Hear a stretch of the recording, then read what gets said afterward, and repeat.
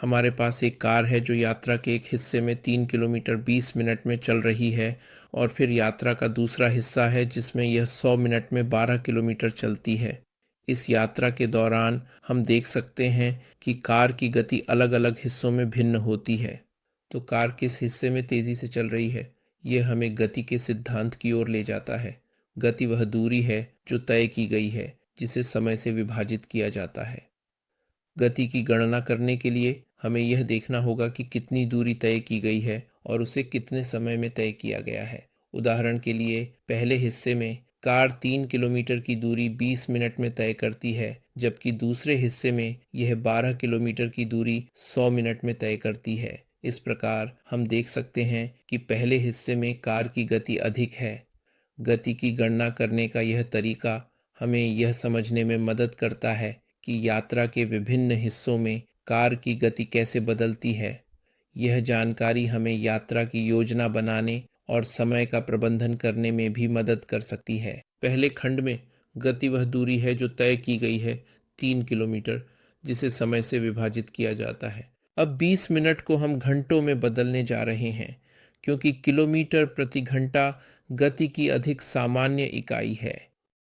तो 20 मिनट एक घंटे का एक तिहाई है और इससे हमें 9 किलोमीटर प्रति घंटा मिलता है।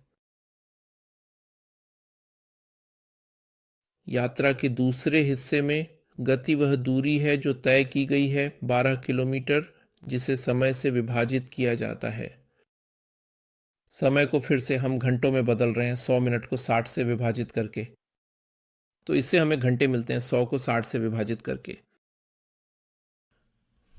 चलो शून्य को हटा देते हैं और इससे हमें 72 को 10 से विभाजित करने को मिलता है, यानी 7.2 किलोमीटर प्रति घंटा। तो कार स्पष्ट रूप से यात्रा के पहले हिस्से में तेजी से चल रही है, किलोमीटर प्रति घंटा।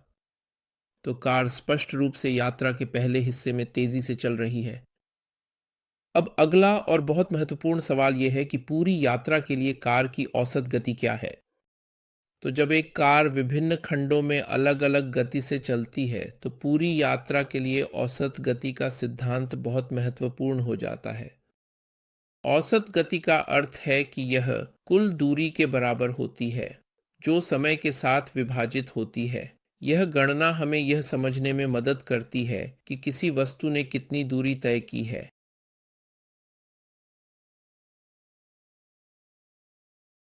कुल समय से विभाजित किया जाता है। तो इस मामले में कुल दूरी जो तय की गई है वह 3 + 12 यानी पूरे सफ़र के लिए 15 किलोमीटर है, जिसे समय से विभाजित किया जाता है।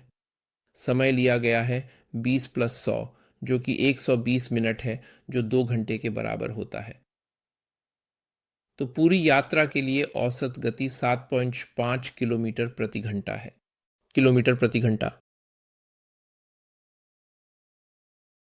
ये एक परिचयात्मक सिद्धांत है। हम अगले पाठ में थोड़ी अधिक चुनौतीपूर्ण समस्याओं में गहराई से जाएंगे